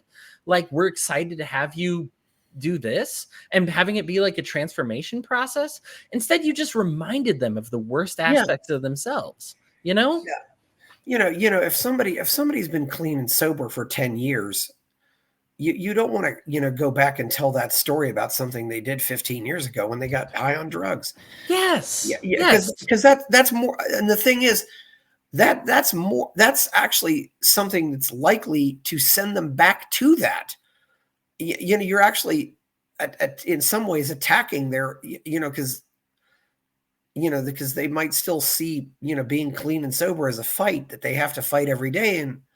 And you're actually making it harder for them to stay clean and sober. It's like you want them to go back to that. I don't understand that. Occasionally, I've had Michael Leibowitz on this show, and I said, I said, I don't always agree with Michael, but here's a guy who's really, working hard to create a better life after making some horrible mistakes. And he's a good guy. There's. So yeah, you really do want to. I do think that there is a tendency, to bring up a lot of people's history, and it's not always our most positive thing. And yeah, I don't know where. And the other thing I want to stress too about things like the lockdowns, and I can't remember this. I wish I'd saved it, but there was this picture of people protesting in Toronto, and there was the comment, "This is the first time I've seen English and French protesting together in Canada." And, it was it's often, when you get people behind a cause and you get some people that are, really good people, but you get some, maybe you get some people who are, like they do have horrible, the French and English might have horrible prejudices about each other, but then suddenly when they're fighting for something like this out on the street, they start to look at each other and say, maybe those people aren't so bad after all. It can actually, fighting for liberty fighting for a cause can really overcome a lot of bigotry. It's. Yeah. It's what I mean, exactly what you said. Like, encourage people to be like, join for the future, to be like, hey, I'm excited to use it as an opportunity. This is big on, it's funny when I read the Bible, this was a huge part just early in the faith. Like, people would try to nail Paul down for what he did when he was Saul. Peter down before he was Peter. You know what I mean? For like all these old world views that they had. Now, listen, these people still came into conflict with each other over like important things, but they truly did let the past be the past. Like, it was just like, hey guys, like, that is not productive. Like, we're working on moving forward here as a faith. And I think like libertarians need that same energy to be like, let's move forward as a faith. Listen, when you need to correct somebody's behavior, I think libertarians, we're so intense, right? Like, we're like, debate me bros. Like, not only do we want to debate you, we're ready to debate you right now. Like, we'll set it all down. We'll do it right now. In reality, what's the best way to like reach somebody who has like a wrong view? What if you were to take years, right? We have years, right? We have time to work on people's hearts. Like, this liberty's not going to get sold to the world overnight. Like, we didn't win the drug war overnight. How did it happen? There wasn't one single instance. It was one by one by one by one. Like, and so let's focus on the one by ones. And what's the best way to like gain positive influence over somebody?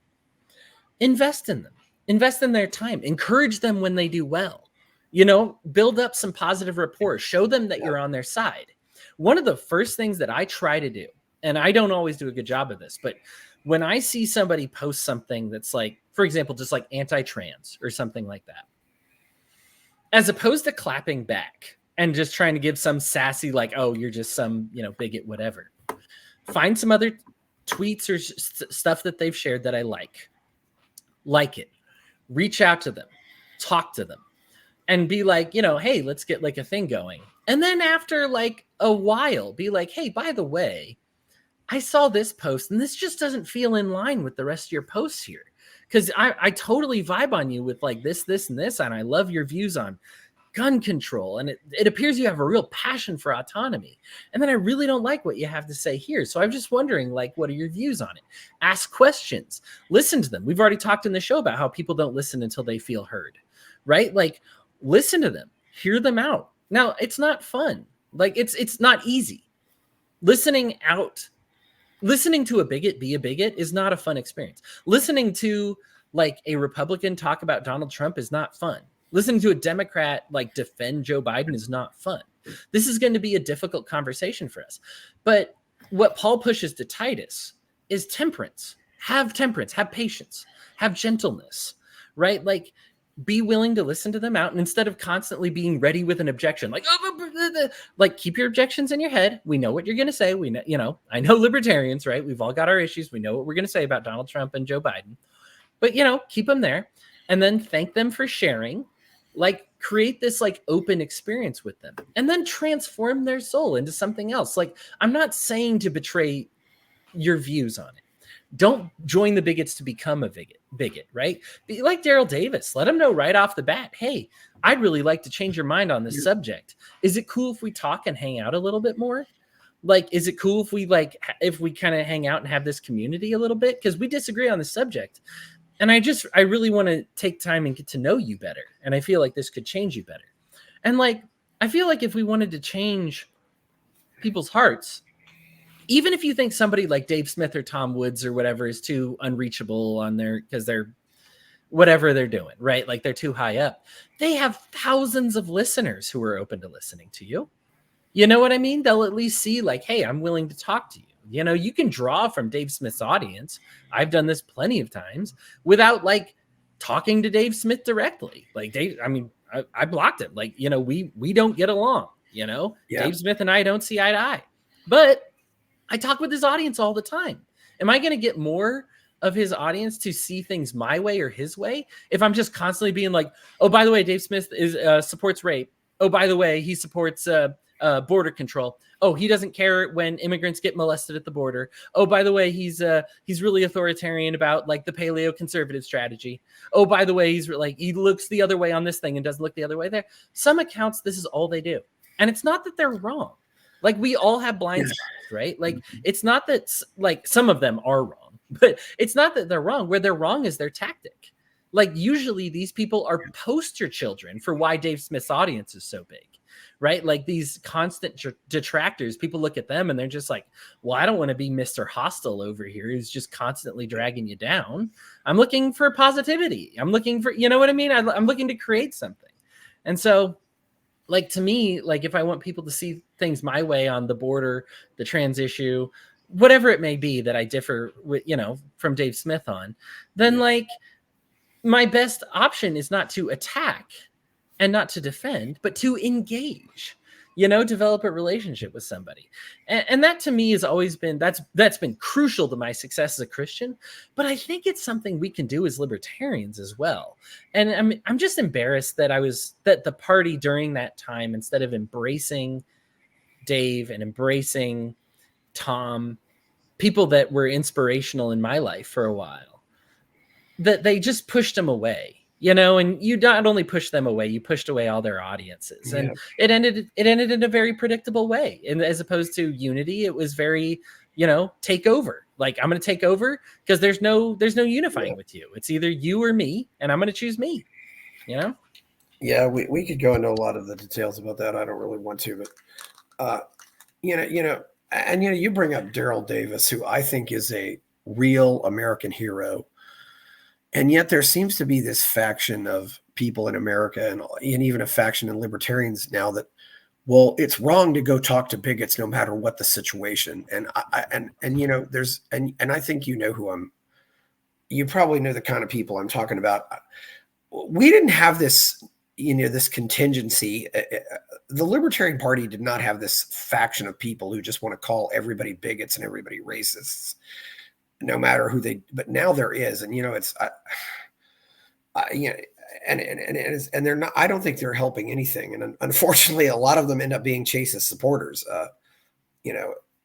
That's nothing on Chase, but, I think they're definitely causing a lot of divisiveness. When the word racist has just become meaningless anymore because it's thrown about so recklessly.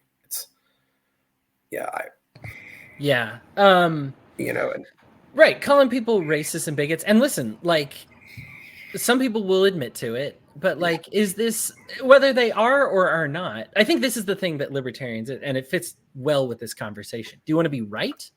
Or do you want to change somebody's mind? Like, why are you conversing with them? When we talk about a converse, it actually means like to turn, like comes from this word that both of us are taking turns, right? Like in this conversation, that being right isn't a conversation with somebody. That's just stating your position and calling somebody an idiot and making them feel dumb. Like, if you're not willing to change, willing to be like, thank you for your perspective, I didn't know that happened. You know what I mean? Like, I think the trans issue is a good example for this one, because people don't want to hear about the outliers, right? They don't want to hear about the success stories from the other side or the failure stories from their own side. Like, it's screened information that they don't want to hear. And so we just want to be right so much that we just barrage them with these stories that are against them. When what's the best way, like, as opposed to just being right, how about we be relatable? What's the way? If it was just about being right, Jesus would have spoken nothing but scripture, would have had 0 followers, would have railed against the Roman Empire, would have been killed at age 8, and we'd never know who he was. Jesus wasn't just right. He was also reaching people. And how did he reach people? Fed them, clothed them, met their needs, spoke their language. We're told that Jesus didn't speak to the people in scriptures at all. The Bible actually says Jesus did not speak scripture. He spoke in parables to people. He spoke their language. So the question is not, can I be righter than the leftists? It's, can I speak the leftist language enough to make them libertarians? Can I speak the MAGA language enough to make them libertarians? And if not, why are you speaking to them? Because then aren't you just pushing them further away? Do you want to embolden them? Is that the goal? Because that's not a good goal to have. You know what I mean? Like, if I want somebody to be more libertarian, then there's a right way to engage with somebody that'll make them more libertarian. And if I don't see an avenue to that, then I'll cut off communication. But instead of just like constantly harassing and constantly reminding them of the worst parts of themselves, to me, it's tactics. And so, like, what don't we want to embrace what actually works? Like, to me, from even a left brain, like I'm a very intellectual, study, read. I'm the stereotypical libertarian that I'm talking about, who was like destined to be a libertarian because of my personality type. But I understand that if I want my philosophy to succeed, it's not going to just work with only my personality type. I need so many more. And so if I want to succeed, that means I have to reach them. Or I can be wrong, or I can be right and lose. Now, some libertarians are okay with being right and losing. Though I think those libertarians make themselves apparent whether they admit it or not. But, they're out there, and it's really sad. Yeah, well, it's, and maybe there are ways to be right and winning. Hodey, this is one thing that does worry me. And I've kind of thrown my hands up about it. I really do worry that the liberty movement is going to become more and more anti-immigrant. And I don't think taking an anti-immigrant position makes you a bad libertarian, but I definitely don't think it. But I definitely would prefer you have an open border position than a non-open border position. And as I just say, people, well, I want open borders because I want to be able to leave, and that's what Ron Paul said, right? Like, he's like, yeah, you build the wall, you're trapping yourselves in, right? I didn't realize Ron Paul said that, but yeah, it's and I don't really know how to talk to these people. I think the people who are in the Libertarian Party and in the overall liberty movement probably are reachable, but the more mainline conservative types, I think they're completely and totally a lost cause. You know, and I've had some people on this show. I've had quite a few people on this show who I know advocate for those positions, but they have good ideas in other areas, and that's why I talk to them. You know, it's you know, but at any time I occasionally try to bring on a pro-immigrant person, it's like that's the only time I get any thumbs down. And I don't know how to make the argument because like COVID, you know, it's the quote from Mencken, you know, and I'm not using the exact words, but, you know, the whole aim of practical politics is to keep the populace alarmed and, you know, and therefore constantly, you know, clamoring to be led to safety by an endless series of hobgoblins, all of them imaginary. I think COVID and immigration are the same thing. And of course, you know, getting back to the COVID thing, that all started because Trump wanted to demonize China. So it was initially motivated by nationalism. You know, shutting down the borders and all these other things. And even conservatives were complaining, oh, you haven't shut down the border, you know. So it's like you had this excuse, you know, you initially wanted to use coronavirus as this excuse to build a wall, you know, and those were some of the last walls to come down. But yeah, it's so yeah. You know, one thing, do we have any more positive things we can say for Chase? I mean, we didn't talk much about, you know, Chase's age. I think that's a huge selling point. I mean, this could bring a lot of younger people into the Libertarian Party if we push it right. The youth and he acts and like he acts youthful, right? Like I think his ability to reach, like he speaks in the language of a younger person. You know, like this is why he's so like popular on TikTok, right? Like he speaks that kind of language that people like, and I'll even admit, like it's even past like me a little bit. You know what I mean? Like I can. You know, Chase doesn't look 38. Yeah, he looks almost more like he's 20. You know, I can also imagine there are probably quite a few younger women who have been following Chase, and they probably then have this ring. Oh, he's gay. He's a handsome devil. You know, he always presents a good appearance, and you know,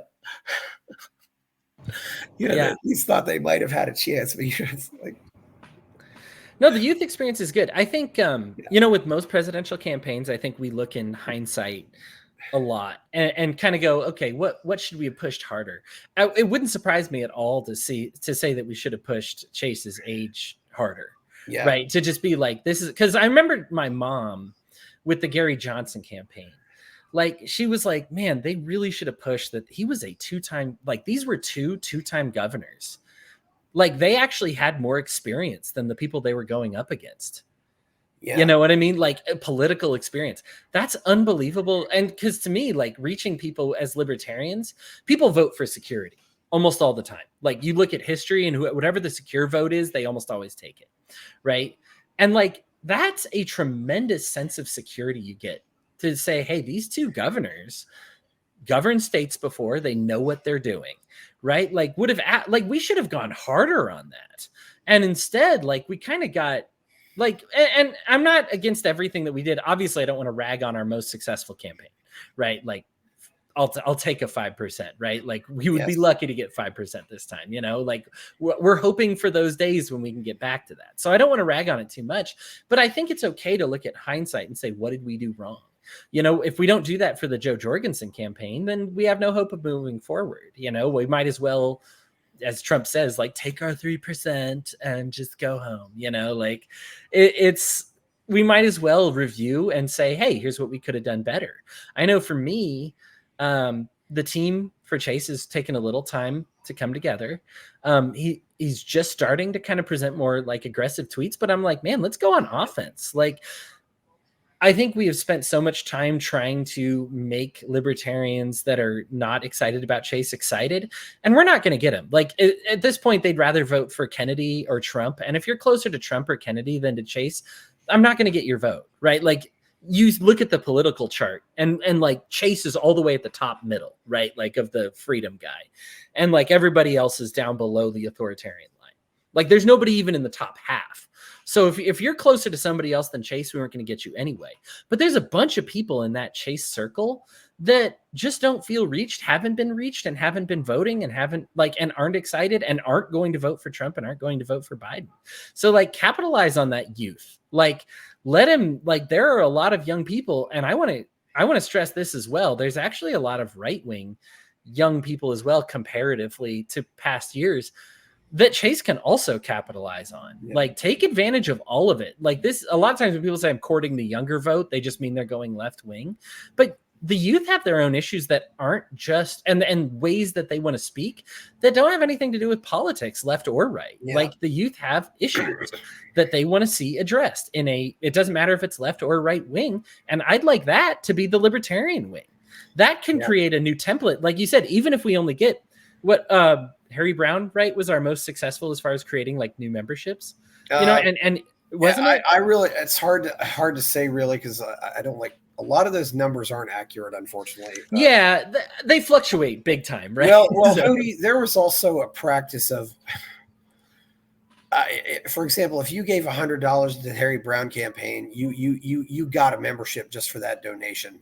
So it really was. Oh, really? Oh. And then yeah, because then of course they wouldn't renew. So, but this is another thing too, and I think Chase might even be able to appeal to the younger men who actually lean very conservative. But I don't think. I think people are still underestimating just how big the war issue is going to become, because unless Chase is elected, I think the whole Israel thing is going to be escalated no matter who gets elected, whether it be Trump, Biden, or even RFK2, or whoever, or if it's Newsom or Harris or whoever. Chase is the only hope of de-escalating Israel. Trump is fully bought and paid for by Israel, and they all are. And these young men. Well, these young, and it's the young small town guys who really have very little in common with a guy like Chase, but they're the ones who end up going and fighting the wars. And I don't think they have any interest in going and fighting for Israel. Yeah. What's happening, and I think Israel, Palestine, I think the trouble with harping on the anti-war too much is, as we've talked about already, you come off as pro-Russia, and sometimes you actually just say pro-Russia things. But in the case of like Israel, Palestine, man, these are two different groups that are indefensible. Like Hamas, not defensible. The IDF, not defensible. Like anything they've done, like is just, you could spend your days. I think the hardest part for me is I am pretty sensitive, as left brain as I am.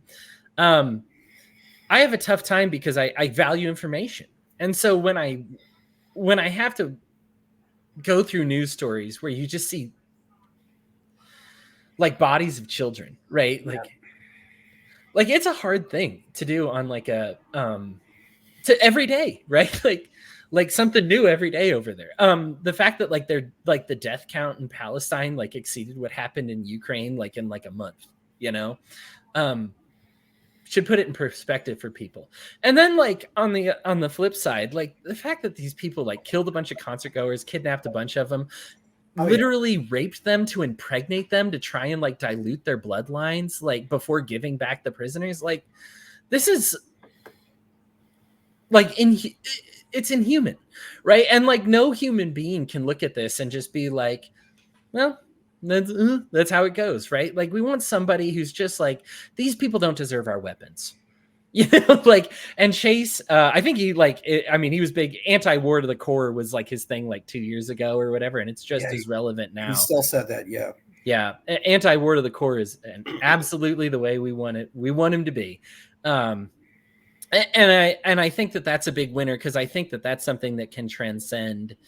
I think people reflexively are sad for one side, and I think it's very easy to make people sad for both sides. Like, there are a lot of innocent people that are being hijacked by terrorists, politicians, government, soldiers, cops, defense contractors, evil empires, and we're talking 1% of the population creating a war that's killing 99% of the rest of the population. And I think for me, it should be so easy to reach out to anybody that just has a human bone in their body to just say, this is wrong. Stop giving, these people shouldn't have American made weapons. A child that gets blown up by something that says made in the USA is a failure. We need to reflect on that and put somebody in charge who is going to make sure that that doesn't happen. People talk about like fear mongering and like, oh, like you're just pushing the libertarian candidate and you're just demonizing the other ones. Like, listen, I'll take a guy if I know for sure they're not going to blow up a child. That's a pretty low standard. And I don't feel bad for having that standard, and so I think that's something Chase can capitalize on. Yeah, it's definitely as I hope so. I think he's really pushing that. I don't know how much he's, there's so many places you can go and be. I don't know if he's going there, but, or if he's actually sending people there, reaching out to organizations like Code Pink or whoever, because, and granted, those organizations have some Marxists involved, but it's definitely, I think, important to stress this. And I'd like to believe that Americans are just getting sick and tired of the Middle East and sick and tired of Israel, but I don't know if they ever will. I mean, it's arguably been, an ongoing war since almost 80 years now. And,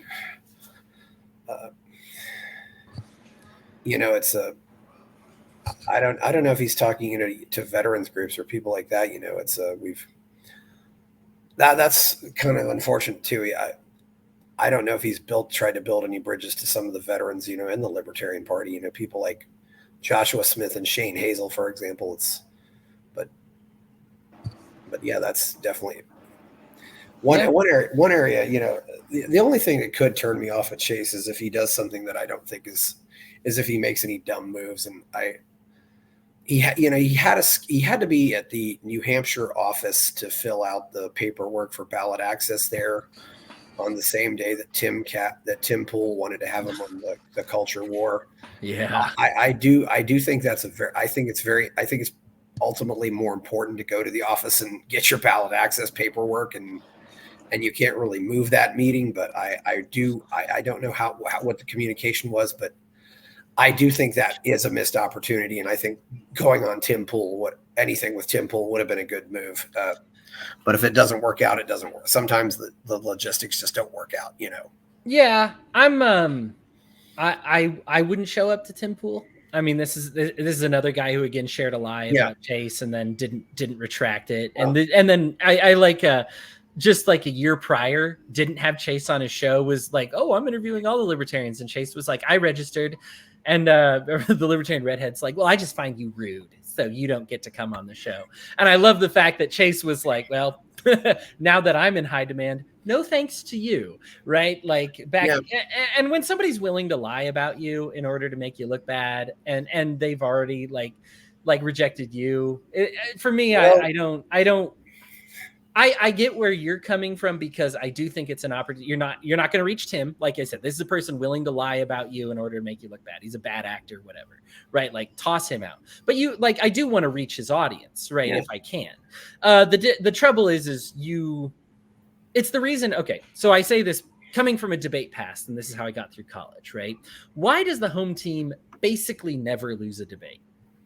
Like, you can look at any debate pro channel, bread tube for the lefties. You can look at the Debate Me Bros on the right. Why is it the home team doesn't lose? Well, when you get to set the venue, you also get to set the score like a little bit when you start out. It's like starting a football game out 70-0. And you'd be like, this audience is already frenzied on one side against you. I've already kind of created these sets, this environment and this setting. And so I don't do debates if I don't trust the host. I will debate almost anybody with anybody. In the case of Tim Pool, this is literally somebody you can't trust. I mean, he lied about him. So it's like, there's no trust there. So I understand why Chase, and I will say this, I wish Chase just said no, as opposed to just leaving the call unanswered and then being like, oh, well, I just happened to be picking it up on that same day. Because I think it's good to just be like, no, I don't want to go on your show. Like, you know what I mean? Like we're still getting the team together. This is something that's kind of an issue that libertarians have their nomination so close to the election. It really needs to be a year earlier. I hate the fact that all this is still coming together because I want to go on offense right now. I mean, there are events happening right now. People are making up their minds right now. So like, I want to be on offense. So I don't like the lack of communication. It's something that when you got a team to work with, it's difficult. You know, Hodey, I would agree with your sentiments about somebody like that if the person was a lot smaller. Ayn Rand, Milton Friedman, and Doug Casey were all willing to go on Donahue because they knew Donahue had a big audience. I mean, and there's, and that was a place you could, and even though they knew they had a host who was mostly hostile, although he would, and often an audience that was pretty much hostile, but it was still a place where you could go and people would turn on the TV and see you.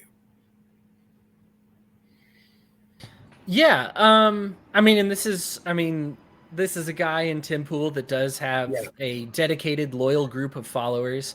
I think what we have to do is analyze the analytics. So how many people that listen to Tim Pool who are willing to bear with Tim Pool and watch him lie about somebody are okay with, would then change their minds if they saw like Chase Oliver on their show. If you're cool with writing out somebody who's a liar, who's willing to, post false information, not retract it, what do I have in common with you? And I think it's difficult to say like how many of your audience members are then going to be like, well, I stick with this guy who lies about other people for my benefit, but that Chase made a really good point. Maybe I'll be a libertarian. I mean, at that point, you're following him not for the truth or for information. So because that would be Chase's weapon, right? Like, let me give you the truth. Let me give you information. Let me tell you about me. You're following him because he's a cult leader, like he's your deity, like he's your person. You're going to stick with him through thick and thin. It doesn't matter how much of a liar or wrong or misinformation you get from him. You've decided to stick with him. So, and I'm explaining this from Chase's perspective because I'm not saying that you're wrong either. There's a lot of debate about if we should have attended this or not. I'm giving you my perspective personally that I wouldn't do it because I don't think the upside is very high. And unfortunately, I think because of the home team advantage, I mean, we all see the outtakes from Tim Pool. Now, here's the thing about Tim Pool. He actually has lost on his home turf a couple of times. It's going to happen. Like it does, that kind of thing does happen. But it is very rare and it's a big risk. And so it's a risk reward analysis. Do I think that Chase is a good enough debater to make him look stupid? It's possible. But you've got to really be prepared, really do your homework. Would I rather Chase do that or would I rather him show up on NBC? You know what I mean? Like, is NBC's audience now NBC's audience other issues as well? Not inviting also okay with getting lied to, right? Like, also like other sets of issues. But which one do I think is more likely for us to get more followers from and less likely to post clips of us like looking stupid, And so I think for me, I'm like, I'm going to take these appearances over these appearances. I would have been fine with him being on Timcast. I mean, this is to me, I think the best thing to do with evil is to put it in the light. And I think Chase is a remarkable light. So I would have been fine if that's the way the decision went. like I said, I think that there's a reason the home team advantage basically never loses a debate, because it's not about the ideas. We know this, right? Like, this is, grow up if you think debates are actually about ideas. They haven't been for a long time when we talk about the American public. What they are about is presentation, and you can present yourself in a certain way. And I don't think that Chase presents in a way that will make any of Tim's followers like him. I like Chase, but I kind of like him for reasons that are irreconcilable with Tim Pool. You know what I mean? And so because of that, I don't know how much upside I'm going to get out of Tim Pool.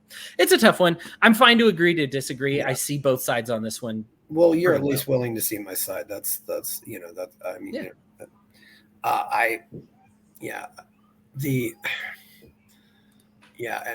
I do wonder what exactly, it seems like we're getting, where it seems like we're also getting conflicting reports. Chase has basically said that if mom and dad are okay with kids, taking puberty blockers, then he's okay with that. Is that fair to say? Yeah. Oh yeah. Chase is pro-trans. Yeah. I do wonder, but there is something I've often wondered about. How often does that actually happen? Where both mom and dad are happily married and the kid decides they want to trans. So currently, like, are we talking about the United States? Like, yeah, how many? The United States. Yeah.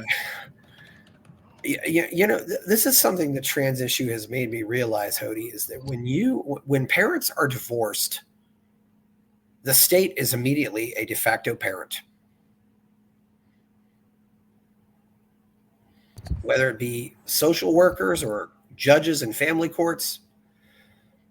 And I do, and I do wonder, what would Chase say, for example, if, and there are cases happening like this right now. Mommy wants to turn the boy into a girl. Daddy doesn't want to turn the boy into a girl. What would Chase say in a situation like that? Ultimately, you've also got the child and the doctor. I can't speak for Chase. So Chase, I believe, and this one I can give you a screenshot for. Yeah. He's mentioned the word trans twice this year. Yeah. And this is so like Michael Rechtenwald has mentioned it 6 times this year. Like Chase is just not as obsessed with this issue as some other people.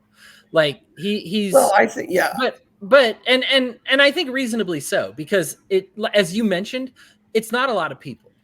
We are now, every life matters as an individual. This is why I love Chase for taking a stand on this issue, because there are currently, I think, 17. I just looked this up, but as of March, there were about 17,600 kids who were on puberty blockers. Children on puberty blockers in America. And I'm really curious. I'm willing to bet that, just considering, divorce rates in America overall, but I wonder how many of those 1,000 of those 17,600 kids, I wonder how many of them have parents who are happily married. I wouldn't be surprised if it's single digits or even 0.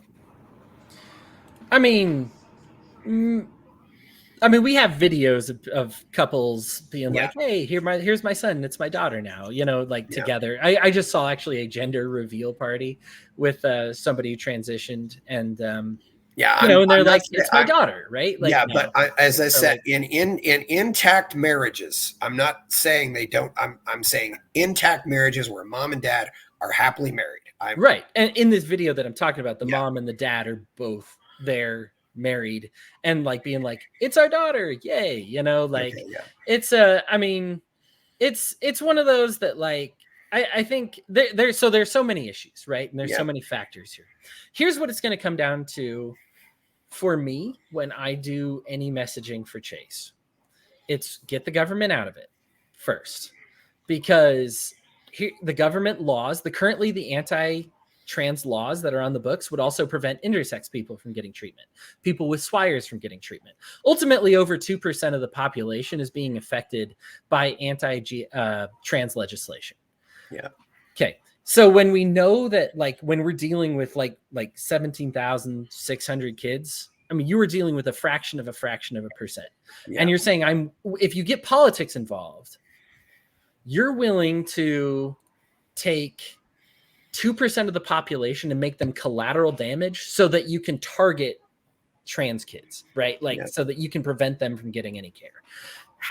Is the depths of your hate for trans people really that strong? I don't think it is, like, for anybody. I think when they think about that, I think everybody would go, no, it's not fair for me to rob these people of their medicine in order to make sure these people don't get medicine. You know, I don't think anybody is going to say that. You know, and it's tough because there are, and I want to stress this too from the pro-trans community, because I am absolutely 100% pro-trans. Do not dismiss stories of people who were pressured to transition. Do not dismiss the phone calls from the doctor who's like, yep, let's get you on that surgery right away. Yes, it's rare, right? I get that, but don't dismiss it that it doesn't happen, because that's somebody's world being affected. Like when you say, yeah, but so few people actually regret it. Okay, but that's still a person who was harmed, right? Like who wants to not be harmed, who wants to hear from, they're looking to people like us to say, what world are you going to provide to make sure that people like me don't get harmed in the future? You know, like, and so like, to me, their stories are vital to this, you know, like at the same time, like, so I take their stories. I also take the stories of people who were forbidden to transition, who were harmed, people who were forbidden to transition, who are grateful, as well as people who transitioned and are grateful. All four of those people matter, right? Like in creating an accurate worldview of what's going on. And there isn't a singular perfect answer. And this is the trouble with the trans issue right now, is we have one side being like affirm no matter what and screw any outliers. And we have some saying deny no matter what, screw them all, you know? And like, neither of those is an acceptable answer. We are the party of individualism. We need to behave as individualists and treat every person as an individual. I think what you're saying is a great question, because it says, because the easy answer is to say, well, let's trust the parents to make the right decision and the doctors, right? What happens when the doctors and parents don't agree? What happens when the parents don't agree with each other? What happens when the child feels a certain way or doesn't feel a certain way? Like, ultimately, every child is an individual as well. We are not their tyrants. We are their custodians. We are there to make sure they have that. This is why we can treat children for cancer, right? Like, let's be honest. Cancer treatments are much more, I don't want to say everyone, but most of the time are much more invasive than transgender care. Yes, Hodey. You know? And, you know, Hodey, I will, you know, and also we could also talk about, you know, male genital mutilation, which is still very much practiced in America. Circumcision, still big. You know, there's no, I don't think there's any activist out there I love more than the women who get really passionate about that. I mean, I think they're the greatest women in the world. And I just say thank you for loving, you know, my organs, but you know, but you know, Hodey, but you know, I can say from my own personal experience, you know, when I was young, tonsillectomies were a fad. I don't have my tonsils, and you know, I don't know if that was science or just a fad. You know, it's you know, and let's at least acknowledge, you know, and I got to say too, Hodey, you know. I don't know any kids who, you know, regret being put on puberty blockers, but I've met lots of people who are now in their 20s and they say their lives were very much messed up by Adderall or whatever. And I just look at them and I get very upset about that, because I look at them and say, you know, if I'd been born 20 years later, they probably would have had me on all these drugs too. Yeah. But I got out of school before that was a fad. You know, whether it be Adderall or all these other drugs to basically really just, in a lot of cases, I think they're just mad because boys are being boys, but you know, right. Like stick a kid in a school environment in a situation where absolutely no normal person is just going to sit and stay still for 8 hours a day and then be like, oh, they're very wiggly in class, they must have ADD. You're putting them in a no-win situation, man. Like I get ADD, like I don't have any ADD, but if I'm forced to sit in one place for 8 hours, and try to focus, like, come on, man, like this isn't conducive to the learning environment. It's funny how this is government in a nutshell, right? We standardize this education model, and as we learn new things, we can't make the change because it's institutionalized in our politics. So we know there's better ways to educate children, and we just can't do it because we're hooked on this industrial era. How do you create good, hardworking factory line kids, and as though that's still something, especially in the age of automation. We're using a school where robots have done all those jobs. Like, they do all those jobs. We don't need anybody doing that anymore. We still have an education system designed to put these kids in factories. It's bizarre to me. Like you said, and I don't think the trans thing is a fad. Trans people have always existed. They're not going anywhere. Do I think that it's ever overpushed? Absolutely. Of course, right? Well, I think we do have to acknowledge, though, that also drug companies have an interest in pushing this, that they want to, it seems like they want to get everybody on a prescription for life, so that's what I'm saying, and this could even be corrupting the science. I don't know, and one thing, that sometimes comes up a debate, among libertarians, would I take kids away from a Christian scientist? Let's say the kid's in an auto accident and the Christian scientist parents just say, well, God will, heal my kid. You don't need to do anything. And the doctors say, hell no, we do need to do something, and that might be an auto accident, or, the kids get shot, and it's like, well, God will remove the bullet. It's like, no, God is, I mean, what do you, I mean, where do we think about that? It's a, it's you are totally right. It is one of those that I think the libertarian answer on this is the best one. Yeah. Because there's not a definitive answer. And this is why I love my faith so much as well, is there's not one size fits all answers. Like, when somebody says, hey, my child is having questions about their gender, what's the answer? I don't know. Yeah. Your kid, right? Like, your kid knows your kid. Talk with them, get clarity. There's not one ban them all or transition them all. It's talk, create clarity, provide information, provide options, like, explore. This encouragement of exploration should be something that libertarians do better than anybody else, because we're not governed by the rule of law. We're governed by conscience, and too often libertarians want to say, like, well, technically, I think it's okay to invade somebody's property if they're doing this to their kids, but not if they're doing this to kids. But instead of boiling it down to a technicality, listen, we don't believe in authority, right? We don't believe in authoritarianism. There's never going to be an authoritarian body that tells you with any accuracy what the right thing to do is, because the right thing is the right thing, regardless of if somebody tells you to do it or not. So if your conscience looks at what's happening to a child next door and says, I need to get them out of that situation, then we encourage, this is why culture is so important to libertarians, right? Because we need a culture that says, I am good at recognizing healthy and unhealthy environments. And I say, that's not healthy. Now, is the best thing to do invade their home, kidnap their kid, whatever? Sometimes it's just having a conversation, like when we talk about corporal punishment against kids, like, we shouldn't be hitting our kids. We're aware, of the science and everything. But if we see somebody do it, is the best thing to do immediately taking away their kid? Yeah. Or is it educating the parents, right? Like there are ways besides kidnapping the kid. And I think, unfortunately, too many, I don't know why libertarians get like this, because it should be our greatest advantage. But we're looking for some philosophical technicality to say, yes, by using this philosophy, you can 100% of the time do the right thing every time. That's not the way people work. People are too different. People are too fluid. So ultimately, somebody could be starving their kid, and the right thing to do is going to be giving them food. And sometimes the right thing to do is going to be taking the kid away. You know that answer. There is no authority. You are the one who is making a moral decision, and we need to empower you to make those moral decisions, And so there's never going to, in a libertarian society where we've abolished the rule of law, we've abolished laws, we've abolished all that, there's only going to be conscience. So you might as well get in touch with your conscience, get in touch with what the right thing and wrong thing to do is.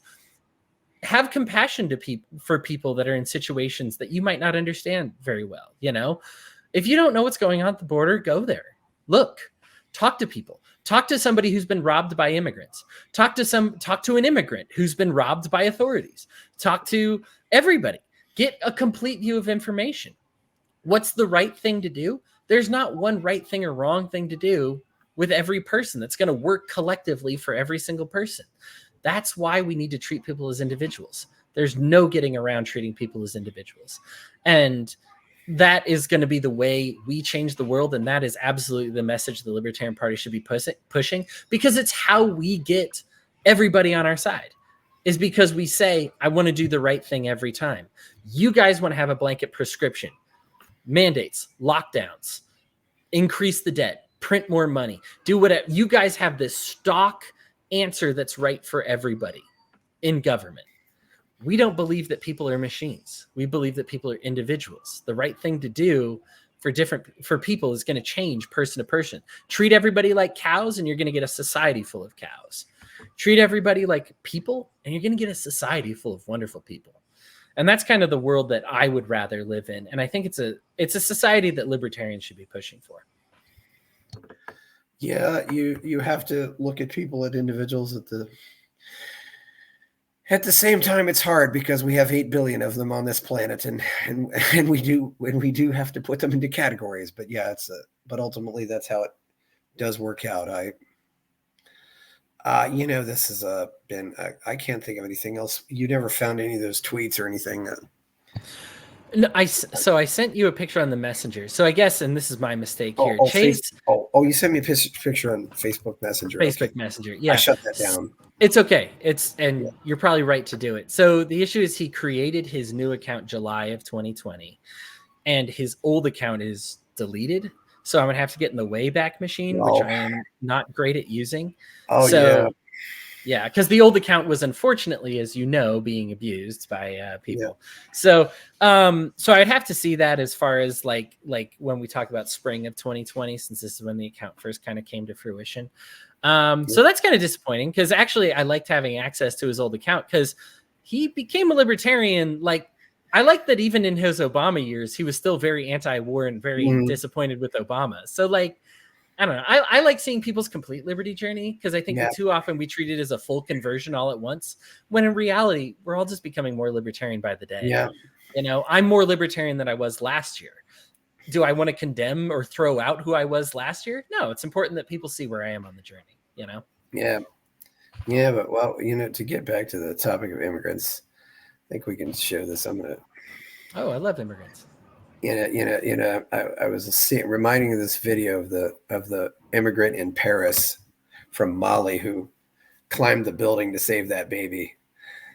He climbed up the outside of the building. It's I don't know what the fair use is on this or not. So it seems to be everywhere. So I can probably share it, but you never saw that. Yeah. They immediately gave him citizenship, and he also got a job with the fire department. In Paris, and he was from Mali? Yeah, and he climbed up outside the baby was hanging off the railing of a balcony on maybe the 4th floor. He climbed up the outside of the building. That's a cool story. Yeah, it's actually Spider-Man. It really is. Here's the video. Oh, that kid is so high up. Yeah. Oh my gosh, he's gonna climb. Yeah, he climbs the building. Yeah. So there's your immigrant story. That's unbelievable. And then he gets up there. Wow.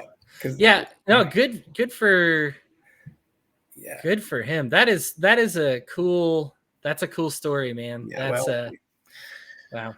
And really that's how we should judge people, right? Like let their heart show who they are. Like let their work show who they are, as opposed to collectively being like, oh, they're from a scary nation, so they must be a scary person. Yeah, come on, man. That's no way to judge people. No, there isn't. Well, it's been a good show. Hopefully I've loved having you on here. It was good having you back. So It was Chris. I I really think we made a appreciate case it. for Chase. We never really had anything to say about Mike Termott yet, but that's maybe I'll talk about that some other time. But Maybe I'll keep it short and simple. I don't know much about him. Yeah. So, I yeah. wanted to have you back on here. You were a fun person to have on. It's a great conversation. So, Thanks, man. No, I congratulations on making it to episode 193 after episode 1. And thank you for having me back on, man. The conversation meant a lot to me, and I'm glad it meant a lot to you too. Okay. Well, thank you. Please like the video, subscribe to the channel, check out my Substack, go buy my novel, Escape from the Village. And of course, vote Libertarian in the fall. Chase has a lot of good qualities. I forgot to say too, Chase can speak very assertively and very passionately, but he never sounds angry. And I'm in awe of people who can do that because I can't talk about politics without getting angry. That helps. But yes. So thank you, Hodey. I'm Chris Baker, and we're out. Yeah.